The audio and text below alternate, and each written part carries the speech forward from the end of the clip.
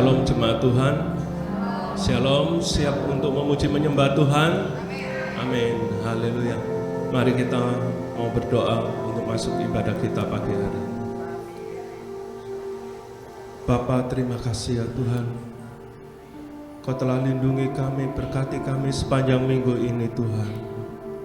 Terima kasih buat pekerjaan, rezeki yang Kau limpahkan dalam hidup kami. Terima kasih buat kasih dan rahmat-Mu Tuhan. Keselamatan, kesehatan Tuhan yang Kau berikan dalam hidup kami. Terima kasih ya Bapa. Kembali pagi ini Tuhan, kami ke dalam bait-Mu. Kami rindu merasakan hadirat-Mu lagi Tuhan. Di saat pujian penyembahan kami naikkan Tuhan, ada kuasa-Mu, ada mujizat-Mu, ada pernyataan-pernyataan-Mu Tuhan. Kami rindu Tuhan menikmati perjumpaan secara pribadi dengan Engkau lewat ibadah pagi ini. Bertaktalah atas pujian penyembahan kami ya Bapa. Mari Allah Roh Kudus bekerja pribadi lewat pribadi. Di dalam nama Tuhan Yesus. Haleluya. Amin.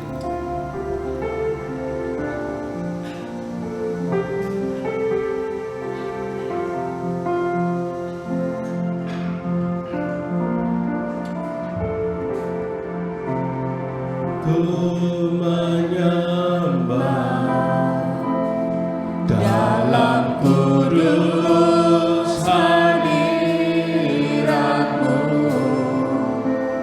hampiri tata kasih karunia-Mu Bapa.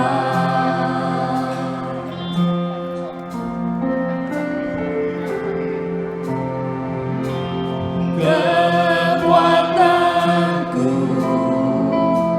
hanya dalam hadirat-Mu,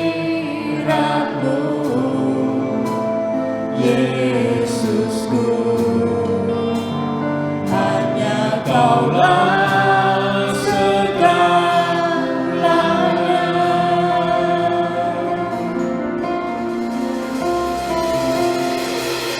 Ku yakin Kau hadir di sini, ku rasakan kuasa yang tak terbatas. Ku yakin Kau nyata di sini, kemenangan terjadi di sini.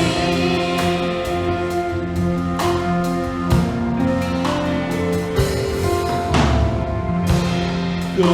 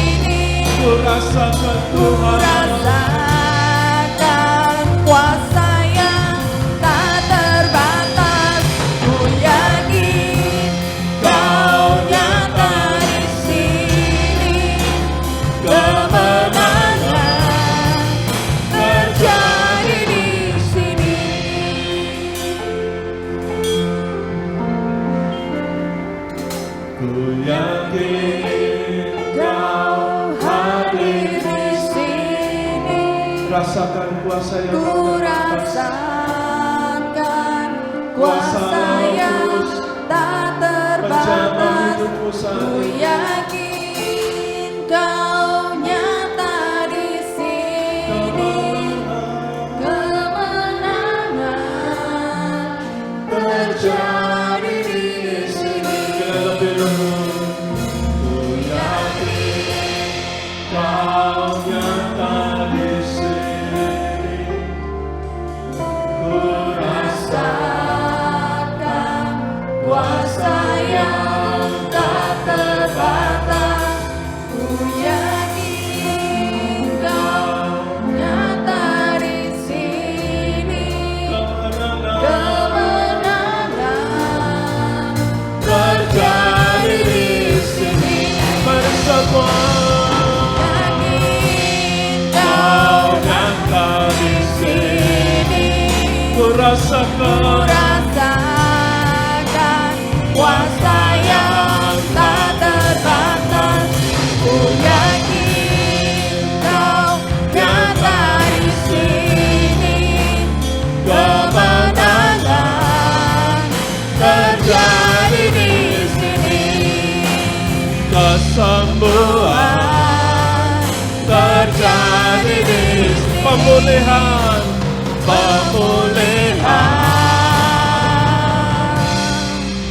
terjadi di sini. Berikan kemuliaan bagi Allah kita.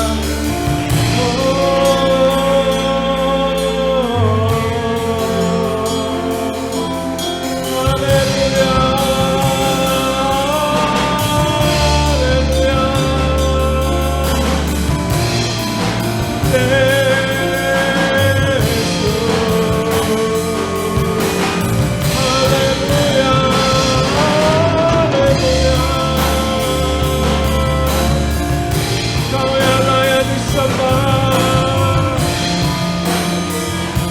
Kemenangan terjadi di sini, kesembuhan,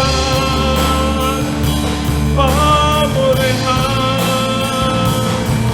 Haleluya, haleluya,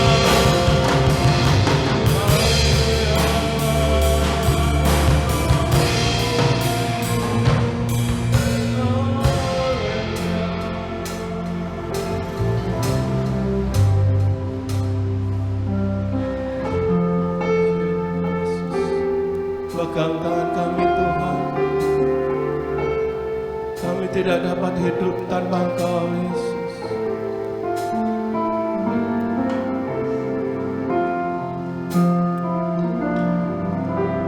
Yesus pegang Erat tanganku, ku tak dapat hidup di luar kasih-Mu. Bapa, jangan tinggalkan aku. Engkau alasan selama ku hidup.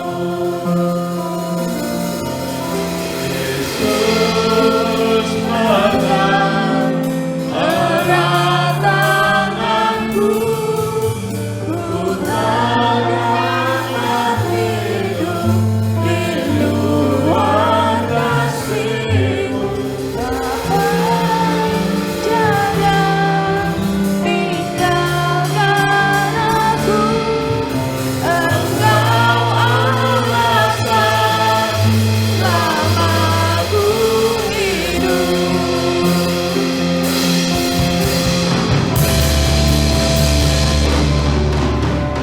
Yesus pegang Erat tanganku, ku tak dapat hidup di luar kasih-Mu. Bapa, jangan tinggalkan aku. Engkau alasan selama ku hidup. Mari umat Tuhan kita sama-sama bangkit berdiri. Ku hidup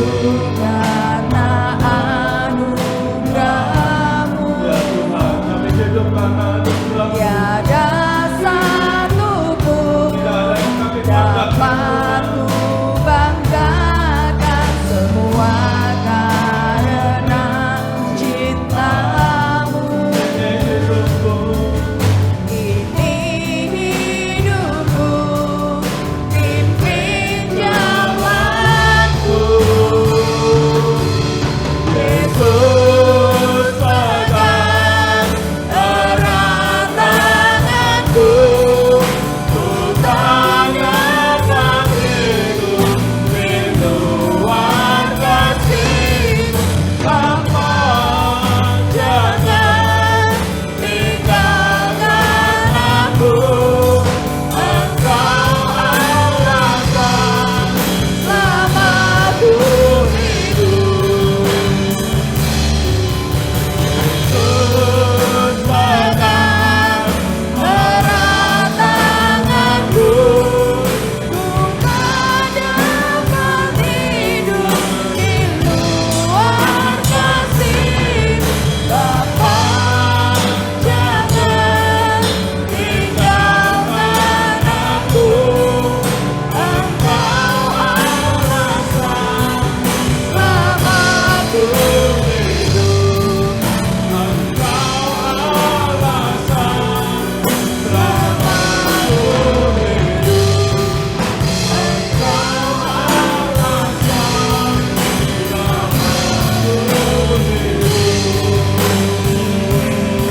Berikan kemuliaan bagi Yesus.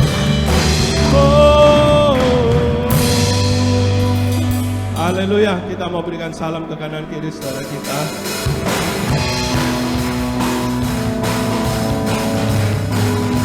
Sebab kita punya Allah yang dahsyat, Allah yang tak tertandingi.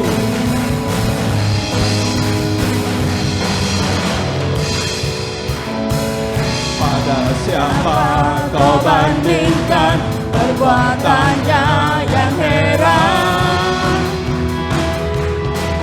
tak ada. kerajaannya yang terbesar tak akan tergoyahkan. Semua musuh pun gemetaran mendengar namamu Tuhan. Sorak kemenangan,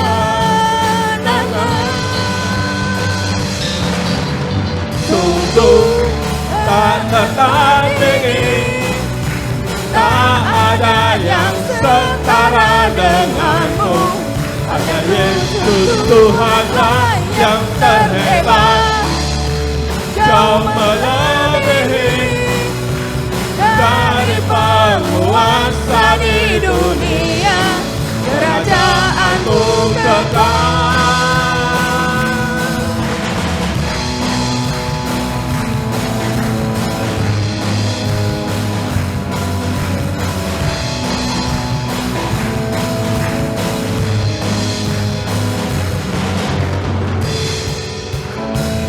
Pada siapa kau bandingkan perbuatannya yang heran, tidak ada, tak ada. Kerajaannya yang terbesar tak akan tergoyahkan. semua musuh pun gemetaran mendengar namamu Tuhan. Sorak kemenangan, mari semua. Sungguh tak tertandingi, tak ada yang setara denganmu. Hanya Yesus Tuhanlah yang terhebat, jauh melebihi dari penguasa di dunia.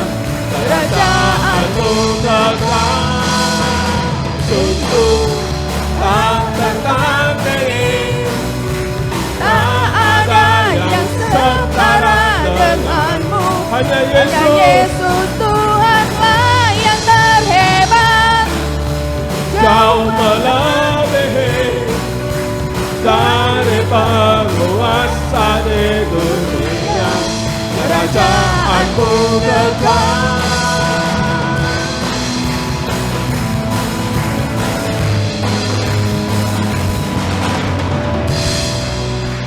Haleluya, haleluya. Silakan duduk, saudara.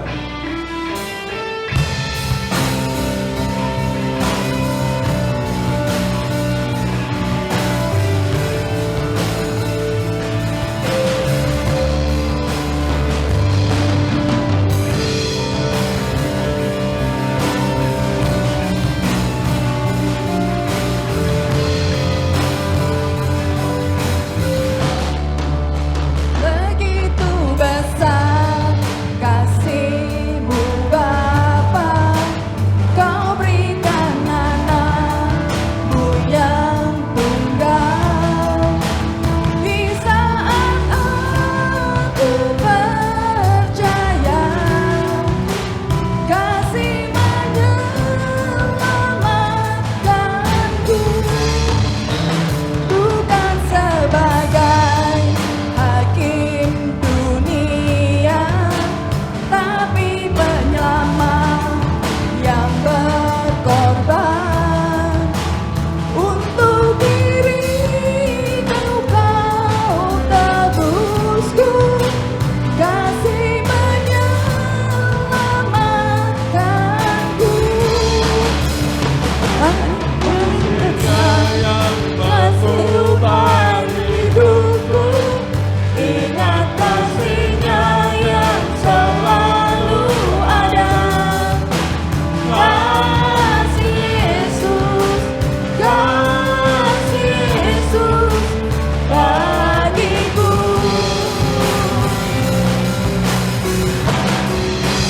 Ingat bilur-Nya yang sembuhkan lukaku. Ingat salib-Nya yang menebus aku. Kasih Yesus, kasih Yesus bagiku. Saudara, pujian ini mengatakan ya, begitu besar kasih Allah bagi kita. Seringkali dengan kesulitan, keadaan yang kita hadapi, kita merasakan bahwa hidup kita tidak mendapatkan kasih Allah. Tetapi lewat pujian ini begitu memberkati di dalam kehidupan saya, saudara, supaya kita ingat kembali kepada kasih Bapa. Dia yang sudah memberikan anaknya ganti kita, Dia yang sudah disalibkan ganti kita, saudara. Marilah kita mengingat kasih-Nya, kita mengingat bilur-bilur-Nya yang sudah menyembuhkan kita. Amin, saudara. Mari saya undang saudaraku untuk kita sama-sama bangkit berdiri.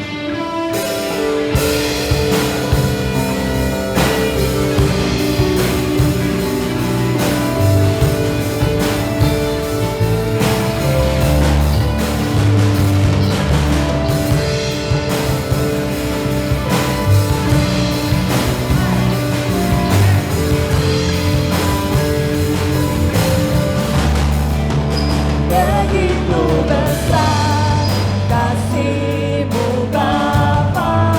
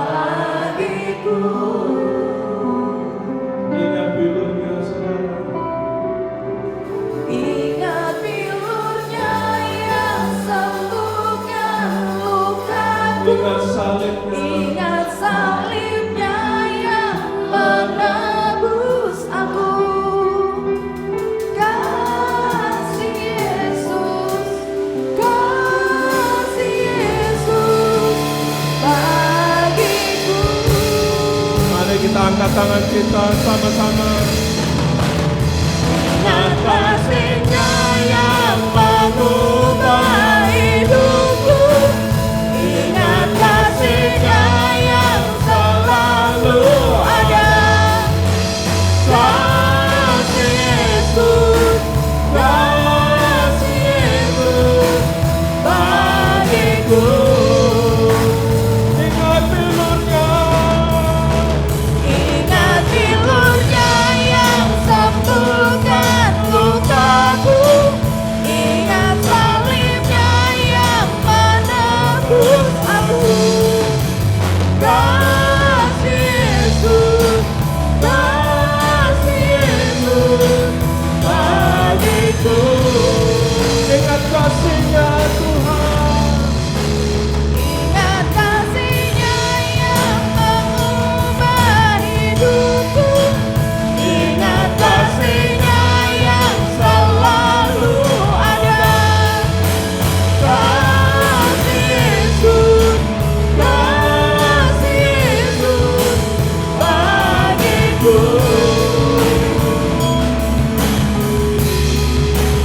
Ingat bilurnya yang sembuhkan lukaku, ingat salibnya yang menebus aku. Kasih Yesus, kasih Yesus, kasih Yesus, kasih Yesus, kasih Yesus,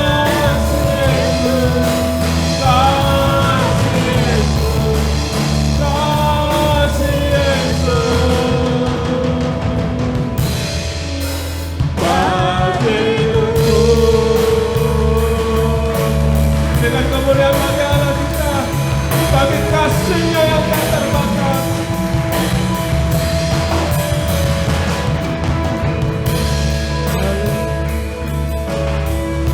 Haleluya. Terima kasih Tuhan buat kasih-Mu dalam hidup kami. Biarlah kami selalu mengingat segala pengorbanan-Mu Tuhan. Bukan hanya kami mengingat masalah demi masalah dalam hidup ini, tetapi kasih-Mu lebih besar Tuhan dari setiap masalah kami Tuhan. Kami hanya mau memandang kepada kasih-Mu Tuhan, kepada pengorbanan-Mu Tuhan. Kau sudah menebus hidup kami, dan kami Tuhan menjadi anak-anak, menjadi umat pemenang di dalam Kau Yesus. Terima kasih ya Bapa.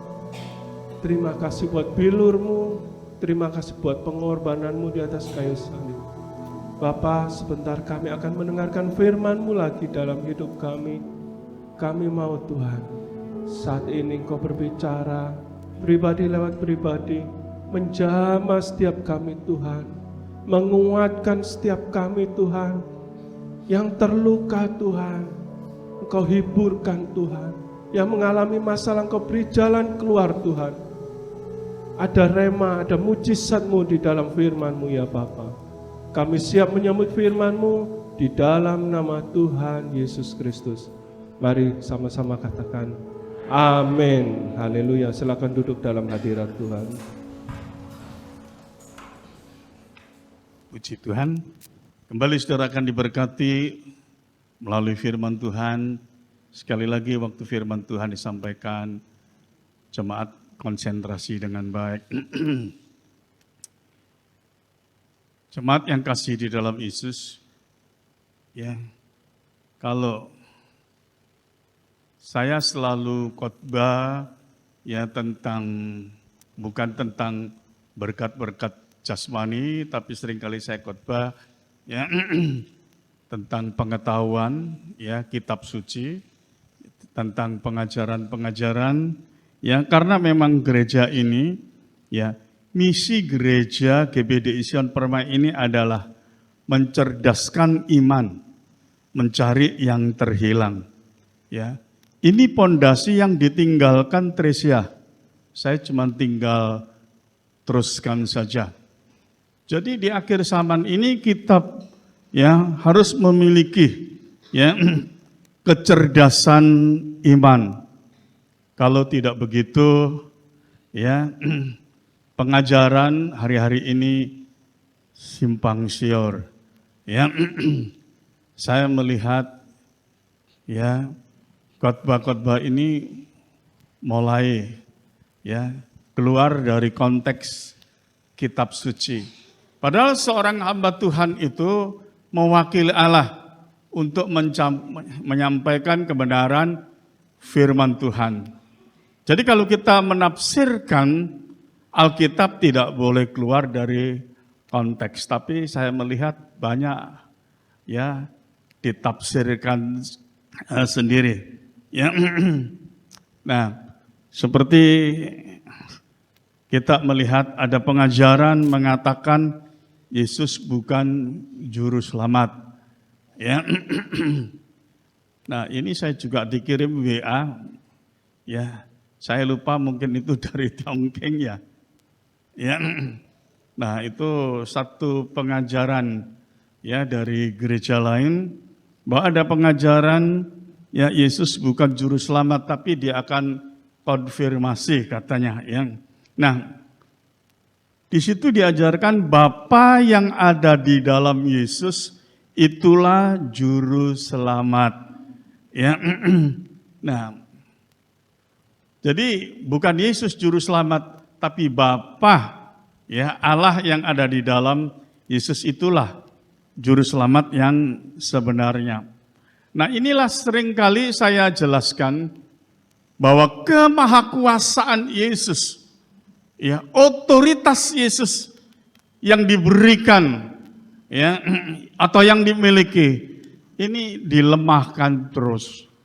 Ya, jemaat yang kasih di dalam Yesus, saya tidak ya paham kalau hamba Tuhan ini ambil ayat dari mana. Kalau Yesus itu bukan juru selamat dunia, tapi Bapa yang ada di dalam itu juru selamat dunia. Ya, saya tidak mendapati ayatnya. Ya.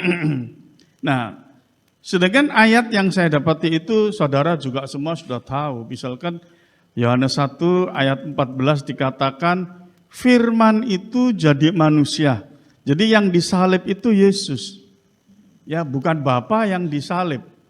Ya. Kalau dituliskan Yohanes 3 ayat 16 katakan karena begitu besar kasih Bapa, maka diberikan Sang Putra. Bapa itu ya memberikan Sang Putra, mengutus. Ya. Nah, jadi jelas yang disalib itu adalah Sang Putra, bukan Bapa. Ya. Nah, ini seringkali membingungkan, ya. Juga dikatakan Tuhan Yesus bukan terang dunia. Yang terang dunia itu adalah Bapa di dalam Yesus. Ya. Sedangkan dalam 1 Yohanes, maksud saya Yohanes 1 ayat 5 dikatakan, ya, Yesus itu datang ke dunia, atau coba bacakan geng, Yohanes 1 ayat 5. Terang itu bercahaya di dalam kegelapan, dan kegelapan itu tidak menguasainya. Terang itu bercahaya di dalam kegelapan dan kegelapan itu tidak menguasai. Bumi ini dikuasai kegelapan. Bumi ini dikuasai dosa. Ya. Yesus itu adalah ya penuh kemuliaan. Dan Yesus itu adalah terang dunia ini. Ya, maka waktu Yesus datang di dalam dunia ini dikatakan ya bahwa gelap itu tidak bisa menguasai terang. Itu secara universal, ya.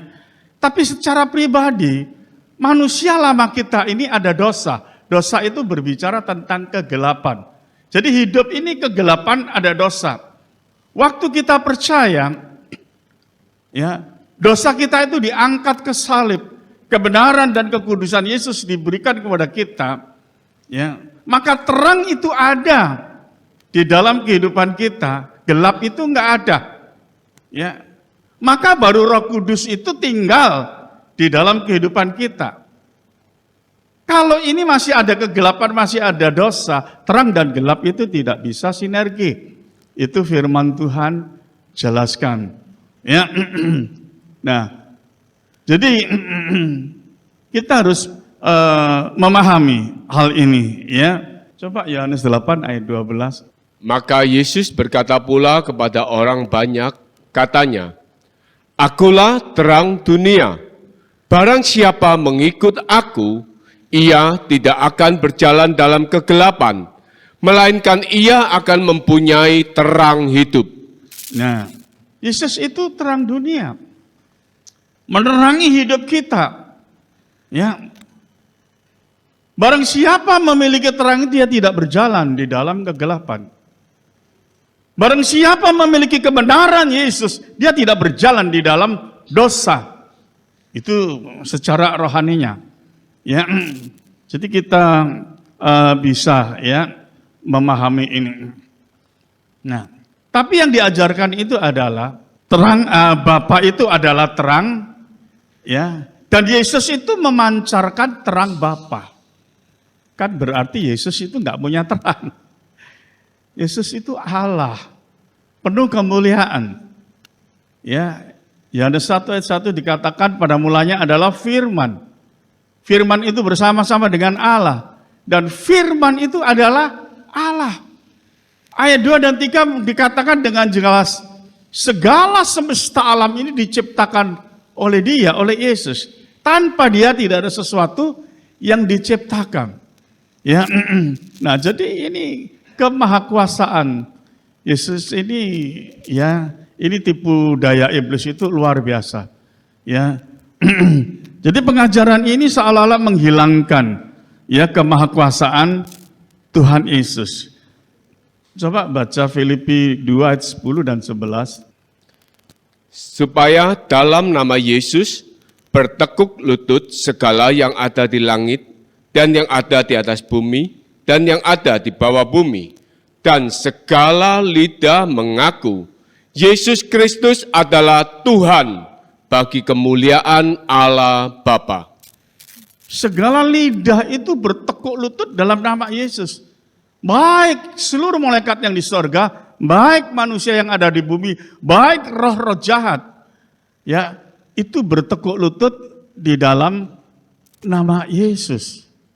Ya, nah jadi jemaat yang kasih di dalam Yesus, ya, dan firman Tuhan mengatakan dengan jelas, Kisah Rasul 4 ayat 12 tidak salah ya. Dan keselamatan tidak ada di dalam siapapun juga selain di dalam Dia. Sebab di bawah kolong langit ini tidak ada nama lain yang diberikan kepada manusia yang olehnya kita dapat diselamatkan. Nah, ya, jadi otoritas itu ada di dalam nama Tuhan Yesus. Ya, nah jadi ini seolah-olah kemahakuasaan Yesus ini ya menjadi kecil. Ya, jadi jemaat yang kasih di dalam Yesus, yang lalu-lalu saya juga sudah pernah saya saksikan ya tentang bagaimana kuasa di dalam nama Tuhan Yesus. Ya, kalau berapa tahun yang lalu, ya, waktu hari Minggu seperti ini, saya dipanggil orang tua yang di depan itu, anak sekolah minggu katanya, itu kerasukan setan. Ya, kerasukan setan. Nah, waktu itu ada seseorang, saya tunggu, setelah itu orang itu pergi, baru saya nih. Tapi orang tua dari anak ini mengatakan, maaf Pak, saya enggak manggil dia, tapi dia datang sendiri. Ya, nah, orang itu katanya orang pinter, ya, mengusir roh jahat yang ada di anak ini. Ya, enggak bisa. Saya dengarkan saja. Ditanyai dari mana? Ya, kamu asalnya dari mana? Ayo, sudah silakan pergi, silakan keluar pergi. Tetap, ya, enggak mau. Akhirnya dia pulang, nah terus ganti saya. Ya, Nah, saya tanyai, kenapa? Dia tidak jawab. Ya, dia tidak jawab. Saya tanyai, kamu kenapa? Tidak jawab. Tapi jawab bahasa Arab. Lah, saya tidak ngerti bahasa Arab. Lah, padahal, maaf, dia anaknya orang Tionghoa. Iya, anaknya orang Tionghoa. Tapi bahasa Arab, oh saya tahu. Ini pekerjaan roh jahat. Ya. Saya tidak ada kompromi. Dalam nama Yesus, keluar kamu. Langsung jatuh. Nah, sempat orang tuanya itu kaget dan takut. Loh, anak saya ini kenapa? Sudah, tidak apa-apa. Ya, dia baru dikuasai oleh roh jahat. Sekarang dia sudah keluar. Biarkan saja, nggak apa-apa. Ya, jadi pingsan. Setelah itu saya kembali ke gereja. Nanti kalau sudah bangun kasih makan, ya saya kasih tahu. Ternyata saya tidak kasih tahu. Saya kembali di sana, anaknya karena kecil dan umur mungkin 3-4 tahun kalau tidak salah. Duduk di etalase kaca itu dikasih makan. Ya. Nah, dari pengalaman-pengalaman saya itu, ya toh, bahwa nama Yesus itu luar biasa. Ya. Nah, jadi ini jangan sampai mau digeser dari iman percaya kita. Itu maksudnya. Ya. Yang lalu juga sudah saya saksikan. Ya. Bagaimana? Juga hari Minggu, pagi-pagi. Ya. Saya lupa entah itu jam 1, entah jam 2 pagi, saya tidak tahu. Tak. Saya pikir ini siapa ini? Kok pagi sekali jam 1 kalau tidak jam 2. Saya melihat, wah ini enggak beres ini. Saya turun, ya, saya sama Ibu Gembala turun, saya buka, ya toh, waktu itu saya suruh duduk di belakang. Tapi saya lihat reaksinya tidak baik, ya, saya bawa ke depan ini. Ya, memang suasana saya kalah karena suasana pagi sunyi sekali. Tapi saya mendatangi suasana karena ini di gereja. Ya, nah, saya tekan, saya suruh berlutut. Nah, saya tanya, siapa kamu? Ya, wah marah dia. Dia marah. Siapa kamu berani melawan saya? Ya, ternyata dia dimasuki 3 roh.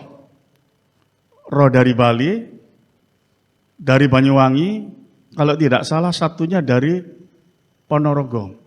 Ya, makanya ya, saya tidak memahami waktu itu. Saya tengking jatuh, ya, kok bangun lagi? Loh, saya tengking lagi, jatuh, bangun lagi. Ya, waduh, sampai saya kecapian, keringetan semuanya kecapian. Saya bilang sama Ibu Gembala, kamu tekan kepalanya, kamu doa, kamu tekan kepalanya. Saya tak cari minum di belakang. Ya, karena waduh tenggorokan saya kering karena tidak bisa terus. Jatuh bangkit lagi, jatuh bangkit lagi. Enggak tahu 3. Ya. Nah, setelah ditekan sama Ibu Gembala berkarunia lidang, marah dia. Siapa kamu berani melawan saya? Ya. Ibu Gembala bingung. Saya siapa? Ngomong sama saya Ibu Gembala, saya siapa? Loh lah kamu siapa? Ibu Gembala bingung, saya siapa? Katanya. Marah, suaranya itu, suara seperti harimau. Ya. Wah repot di dalam gereja pagi-pagi. Waktu itu saya ada pembantu. Pembantu turun pikir suara apa seperti ini. Ya. Akhirnya pembantunya enggak takut keluar dia. Akhirnya pembantunya keluar. Ya. Dan setelah saya kuat, ya toh, saya tongking lagi keluar. Kali ini sudah, ya, nggak bisa bangun, diam saja. Ya. Nah ini pengalaman-pengalaman saya. Nama Yesus itu luar biasa. Di mana itu pembantunya dulu staf gembala sini, Tony, ya gitu kerasukan. Wah marah, luar biasa. Ya, nah, jadi sekali lagi di dalam nama Yesus itu jangan kita mau digeser. Saya bersaksi ini tujuannya supaya jemaat itu jangan mau digeser dari nama Tuhan Yesus. Tuhan Yesus memiliki otoritas nama. Ya, maka waktu Tuhan Yesus memanggil para rasulnya, Tuhan Yesus berkata, kepadaku telah diberi segala kuasa. Ya, sudah diberi segala kuasa. Maka pergilah, beritakanlah Injil, ya, supaya yang percaya dibaptis diselamatkan, yang tidak percaya dihukum. Ya, jadi kalau hari-hari ini saya melihat, ya, seolah-olah, ya, dikatakan sepertinya nggak ada yang salah. Yesus itu bukan terang dunia. Bapa itu terang dunia, Bapa yang ada di dalam. Yesus itu memancarkan terang Bapa. Tidak bisa. Ya, Bapa itu punya terang, iya. Ya, Yesus itu punya terang, iya. Terang itu bicara tentang kemuliaan, ya, dan kekudusan. Ya. Jadi kalau dikatakan, ya, Yesus memancarkan terang Bapa, ya. Kalau yang tidak mengerti, ya tidak ada masalah. Itu terang Bapa. Tapi yang mengerti berarti Yesus ini seolah-olah nggak ada terang, nggak ada kemuliaan. Ya, tidak begitu. Jadi jemaat yang kasih di dalam Yesus, ya. Nah, maka seringkali juga saya mengajarkan kalau ke gereja, ya, jangan melihat gerejanya, jangan melihat pendetanya. Tapi saudara datang ke gereja, itu datang kepada Tuhan. Ya, kalau saudara datang ke gereja, ya, melihat gerejanya, melihat pendetanya, saudara tidak menghormati Tuhan. Ibadah itu untuk Tuhan, bukan untuk pendeta. Ya, untuk Tuhan. Ya, Tuhan Yesus berkata, walaupun jumlahnya sedikit, 2-3 orang berkumpul memanggil namaku, aku ada di tengah-tengah mereka. Ya. Nah, kita melihat Yesus dengan 12 rasul, ya, murid-murid Yesus itu kan orang biasa, nelayan jadi rasul, ya, pemungut cukai jadi rasul. Nah, sekalipun jemaatnya atau muridnya Yesus itu cuma 12, kalau yang satu itu Yudas memang sudah digariskan, sudah ditentukan, ya. Tapi semuanya menjadi rasul. Ya. Nah, jadi perhatikan, ya, tadi sudah saya jelaskan, misi gereja ini adalah mencerdaskan iman, mencari yang terhilang. Lah, mencari yang terhilangnya ini, ya, saudara mesti harus, ya, melihat, ya, kemarin saya bicara sama Ibu Gembala, coba absensinya itu dilihat, tunjukkan kepada saya, ya, minggu yang lalu jumlahnya berapa yang datang, hari ini jumlahnya berapa, yang tidak hadir itu siapa, ya. Nah, saya sampai bicara kepada Ibu Gembala begitu, mencari yang terhilang itu bukan berarti misalkan jemaat itu pernah di sini terus pindah ke gereja lain, itu bukan terhilang. Itu pindah gereja, tidak apa-apa. Ya, bagi saya jemaat itu Tuhan punya, bukan saya punya.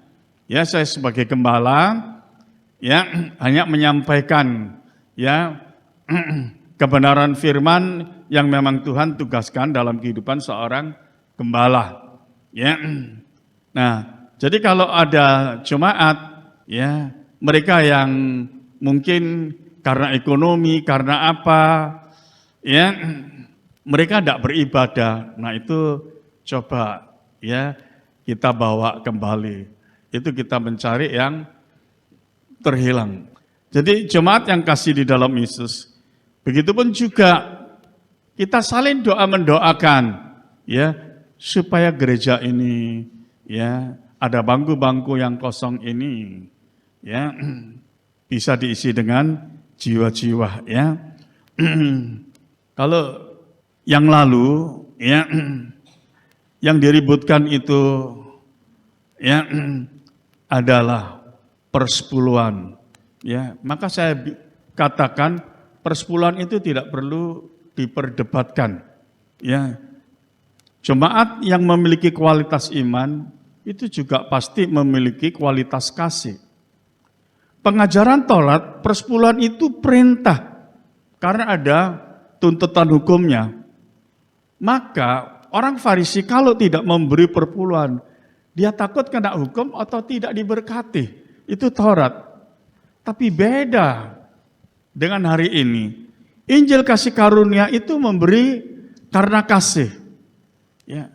Kalau Yohanes 3 ayat 17 dikatakan, Tuhan Yesus sudah memberikan nyawanya karena mengasihi manusia, mengasihi saudara.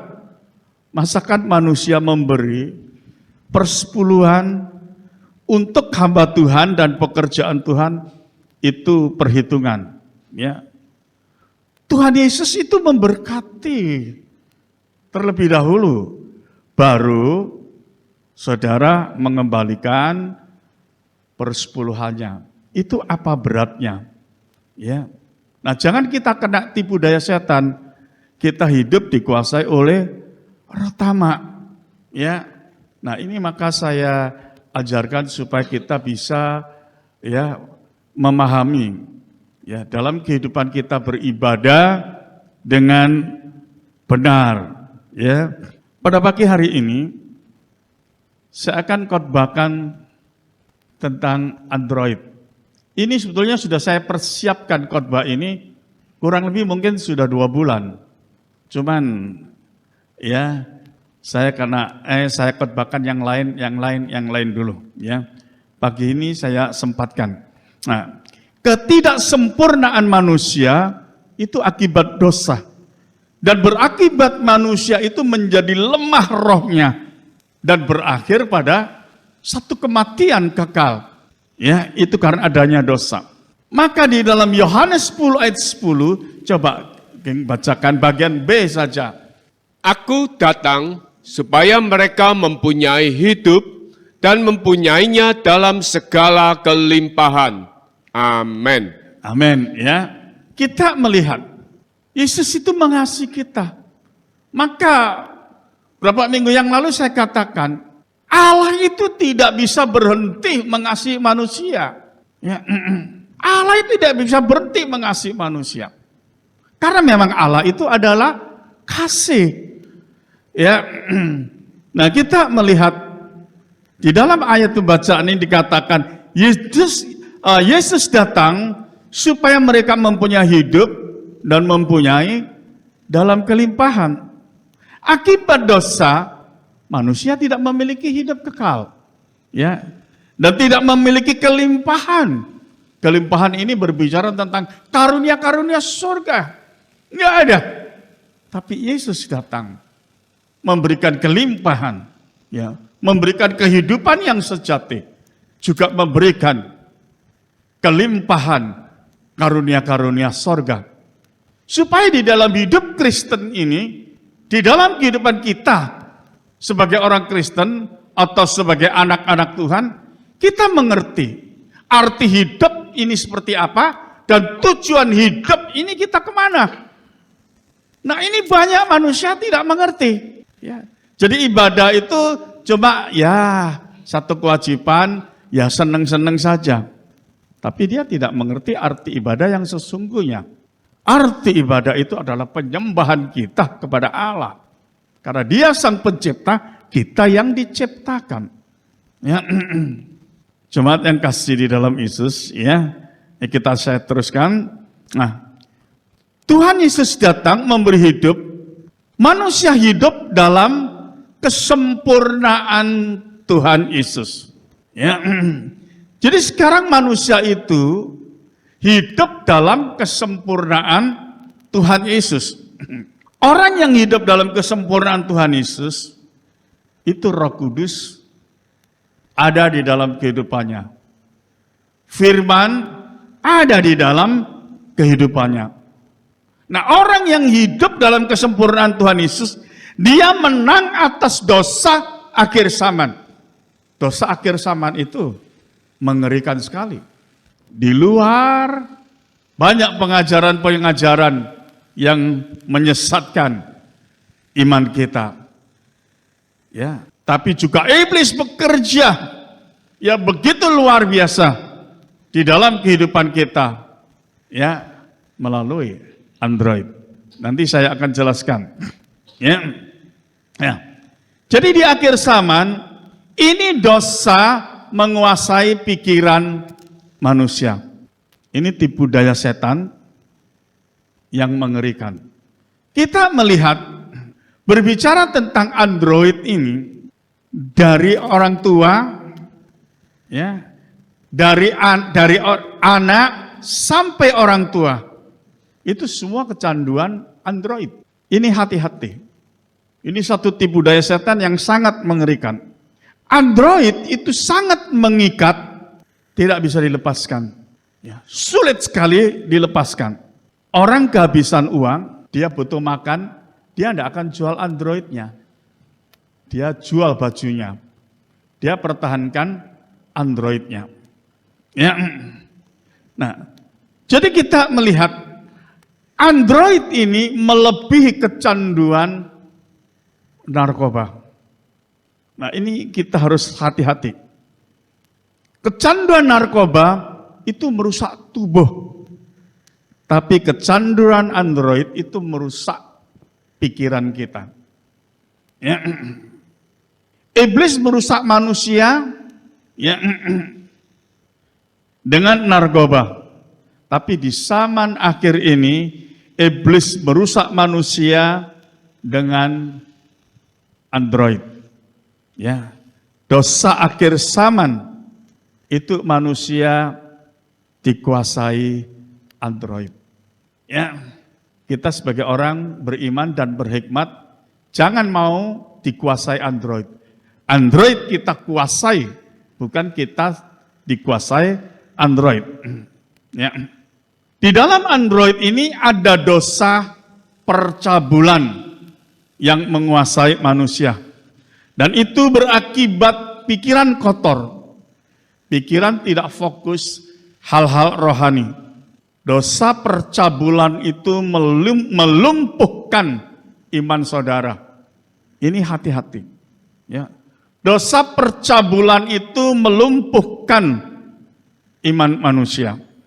Kalau hukum Taurat, manusia berbuat zina, itu bukti fisik, ya, baru ditangkap, dihukum karena dia berbuat zina, ketangkap, ya.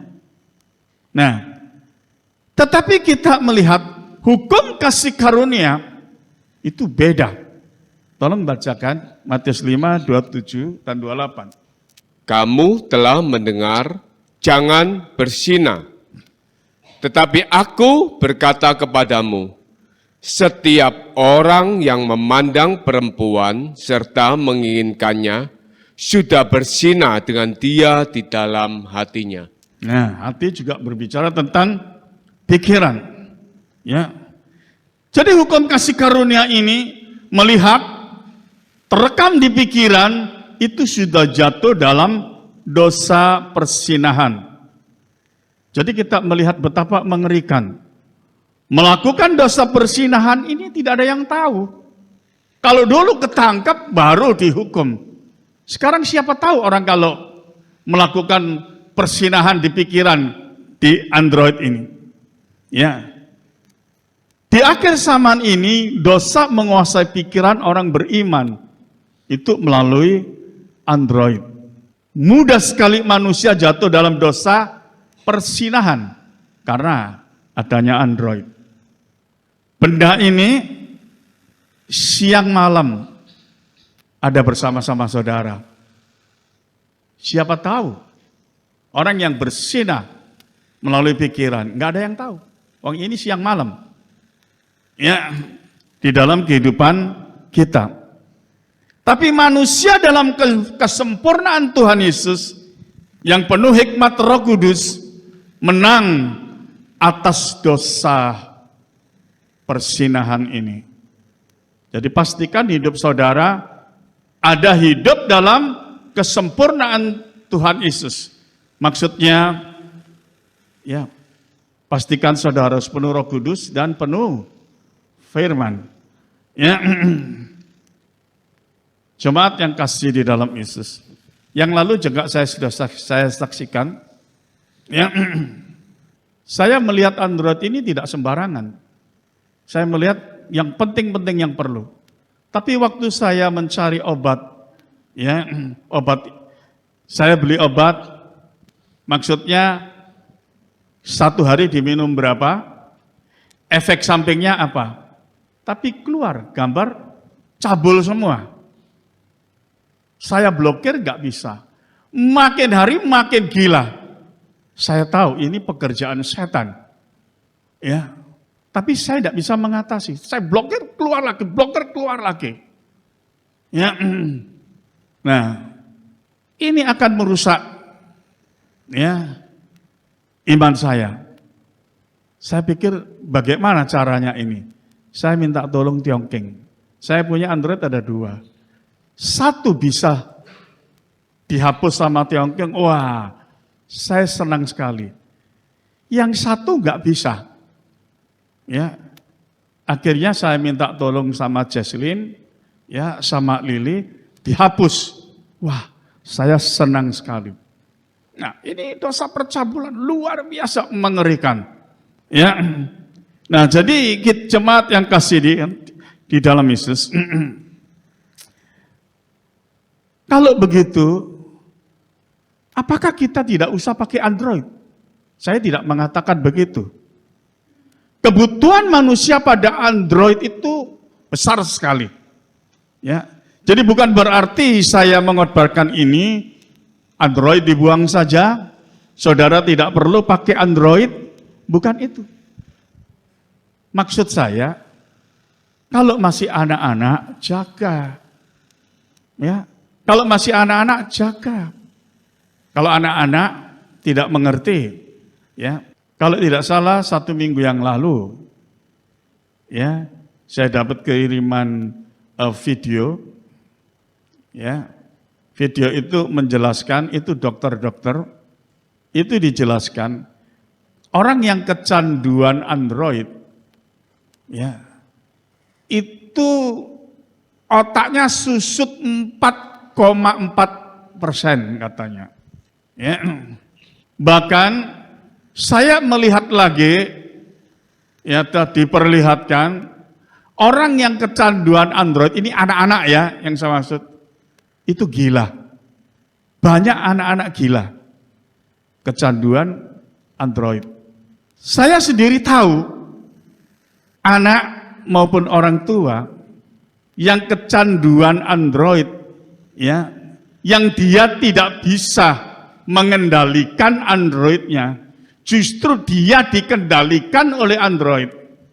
Saya tahu sendiri, menjadi bodoh. Menjadi bodoh itu anak, menjadi bodoh itu orang. Jadi kita jangan mau dikuasai Android. Android kita kuasai. Ya. Nah, jadi kita melihat, tapi bagi yang bisa menguasai Android, kita memanfaatkan kecanggihan Android ini sebagai kebutuhan hidup. Ya. Jadi Android ini saudara manfaatkan sebagai kebutuhan hidup. Ini Android bagi saya sangat menolong. Tapi ingat, Android ini bisa membuat bodoh, juga bisa membuat pintar. Tergantung siapa yang mengendalikan Android ini. Kalau dulu saya bayar PLN, bayar listrik, waduh, saya antri setengah mati. Tapi hari ini, saya sambil tiduran di rumah, di kasur, saya bisa bayar PLN. Saya bayar PLN melalui ini, bayar PAM melalui ini. Ya, misalkan ya, saya ada bayar ya melalui kartu kredit, misalkan saya check up, ya saya bayar melalui kartu kredit, ya saya bayar, nggak usah ke bank, cukup ini. Jadi ini menolong semua. Ya, saya mau boleh dikata kebetulan mobil saya ini remnya ya habis. Saya mau cari rem itu harganya berapa? Langsung keluar itu harga. Oh kebetulan saya punya power steering itu rembes, harus saya ganti. Saya cari power steering itu berapa? Yang asli berapa? Yang KW berapa? Saya tidak perlu lari-lari kemana di sini. Saudara perlu mau makan, Gojek apa semua. Jadi ini kebutuhan hidup itu luar biasa. Nah, begitupun juga. Saya kalau memakai Android, saya yang perlu-perlu. Ya, saya melihat misalkan, ya Presiden Obama waktu itu mempertanggungjawabkan keuangan di Kongres. Suasana seperti apa saya lihat.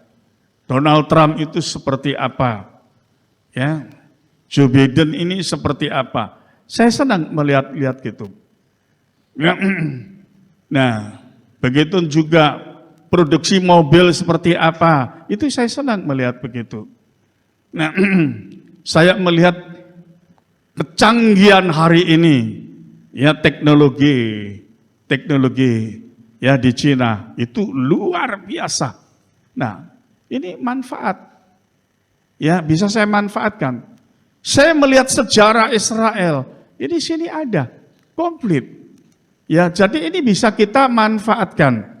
Ya, jadi jemaat yang kasih di dalam Yesus, ya, di mana Android ini manfaatnya luar biasa. Tapi jangan saudara dikuasai Android. Ya, hati-hati. Ini bisa membuat saudara pinter, juga bisa membuat saudara bodoh. Ya, ini juga bisa merusak iman saudara, tapi juga bisa menambah pengetahuan ya iman saudara. Ini tergantung saudara sendiri. Ya, nah orang yang hidup dalam kesempurnaan Tuhan Yesus ada hikmat dan kuasa ya dalam hidupnya. Manusia lama dengan hukum Taurat itu belum sempurna. Ya.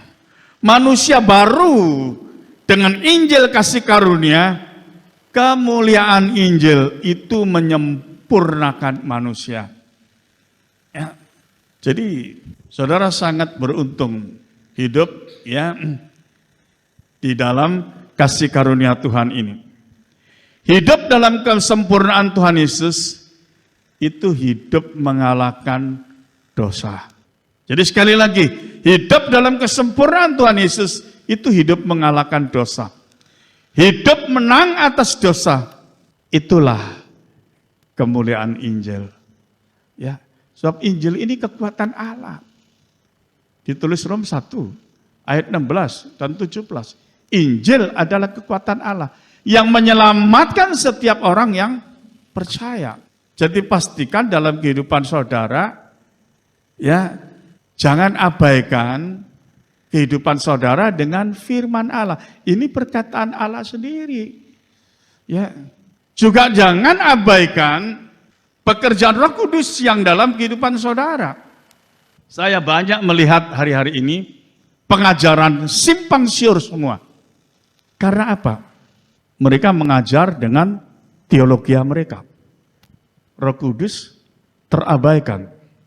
Padahal ya Tuhan memberikan Roh Kudus dalam kehidupan kita untuk menolong kita, memberi hikmat kepada kita, memberi kekuatan kepada kita. Ya, itu maksudnya. Nah, tapi Roh Kudus ini terabaikan. Seperti Tuhan Yesus waktu di perahu, Simon atau Petrus, ya. Petrus dan murid yang lain merasa, aku ini seorang nelayan, ini bagianku. Oh, ini bukan bagian Yesus. Yesus diabaikan. Yesus tidur di buritan. Ya. Maka apa yang terjadi? Angin badai datang. Air sudah masuk ke dalam perahu. Sebentar lagi tenggelam. Baru berteriak-teriak kepada Yesus. Tuhan, apa yang kau biarkan kami semua binasa? Tuhan bangun, Tuhan hardik itu badai, langsung teduh. Nah, di dalam ayat-ayat ini menunjukkan, Yesus juga menunjukkan kepada para muridnya, bahwa dia bukan seorang nabi, tapi dia adalah Allah yang berkuasa. Kalau seorang nabi mana yang bisa menahan badai? Ya, nah, nabi mana yang bisa membangkitkan orang mati? Nabi mana yang bisa memberi makan 5.000 orang hanya dengan 5 dan 2 ikan? Nah, jadi di mana di dalam hal ini jemaat yang kasih di dalam Yesus, ya pastikan dalam kehidupan saudara, ya penuh roh dan firman, ya. Manfaat hidup ini sekali lagi untuk memuliakan Tuhan. Seringkali saya melihat manfaat hidup kita ini untuk diri kita sendiri, bukan untuk Tuhan. Saudara diberi hidup, muliakanlah Tuhan dengan hidup saudara. Itu maksudnya. Ya. Kehidupan orang dalam kesempurnaan Tuhan Yesus itu selalu memuliakan Allah. Ya. Nah, jadi kita diberi hidup di dalam bumi ini, kita muliakan Allah hingga bumi ini penuh kemuliaan Tuhan. Itu yang dikehendaki oleh Bapa. Tapi seringkali kita abaikan itu semua hingga Roh Kudus tidak bekerja ya secara total di dalam kehidupan kita. Jadi jemaat yang kasih, perhatikan ya setiap firman dengan baik. Ya. Puji Tuhan, Tuhan Yesus memberkati. Mari kita tundukkan kepala.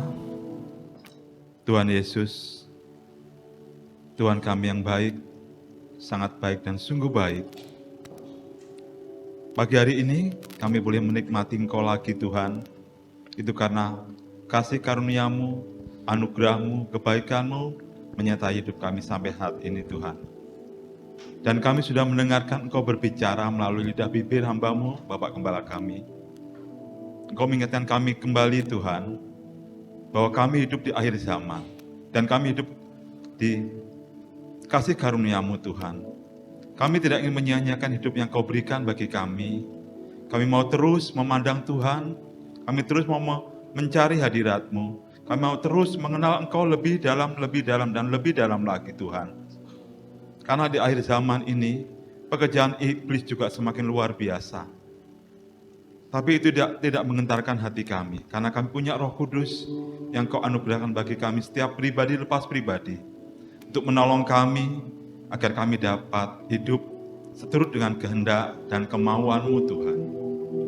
Tuhan, sekali lagi kami butuh Engkau untuk kami hidup benar di hadapan Tuhan.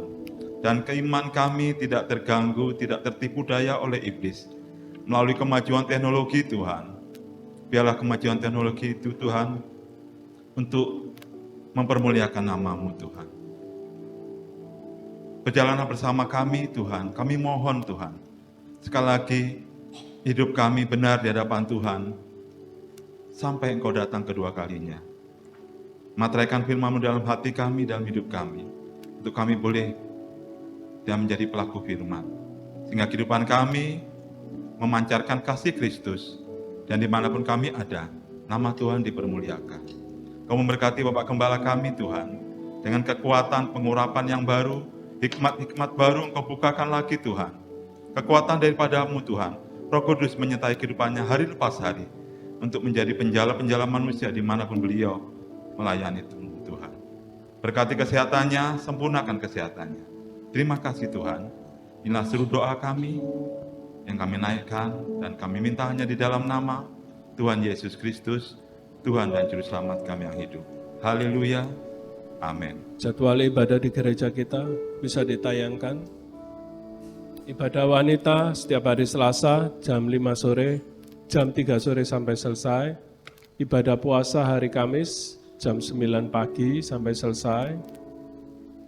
Doa malam setiap hari Jumat yang diadakan secara Zoom dari jam 7 malam sampai selesai. Ibadah kaum muda yang dimulai dari jam 7 malam sampai selesai. Kembali seperti pagi hari ini, ibadah raya hari Minggu yang dimulai dari jam 7 pagi sampai selesai. Demikian jadwal ibadah gereja kita, tidak ada pengumuman. Kalau tidak ada, kita memberikan persembahan untuk pekerjaan Tuhan yang kedua.